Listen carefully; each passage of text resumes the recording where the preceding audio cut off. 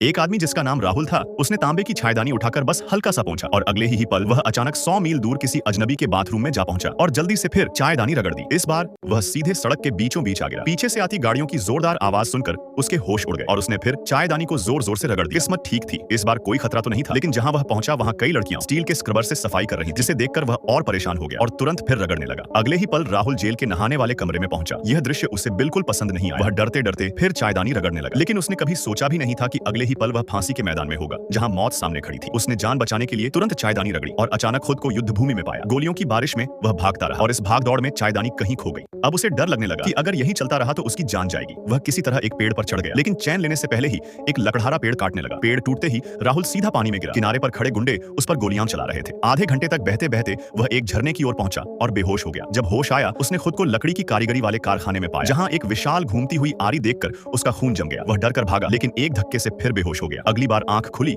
तो वह एक कन्वेयर बेल्ट पर था और बिना समझे उसे सीधा एक अलमारी में बंद कर दिया गया। उसका दिमाग घूम रहा था, मैं तो बस आराम से बैठा था और अचानक सब कुछ बदल गया। ये क्या सच में हो सकता है? दूसरी तरफ उसका साथी विक्की भी पीछा करने वालों से जान बचाकर भाग रहा था। वह भेड़ों के झुंड में जा गिरा और वहां खुद को भेड़ जैसा दिखाने लगा। किस्मत ने एक और खेल खेला। वह झुंड के साथ भेड़ ऊन की फैक्ट्री में पहुंच गया। जब उसे होश आया, वह एक तैयार ऊनी रजाई बन चुका था। वह खुद से बुदबुदाया, क्या सिर्फ कुछ बोलने से ही जिंदगी बदल सकती है? ये सब वाकई अविश्वसनीय है। क्या तुमने समझा?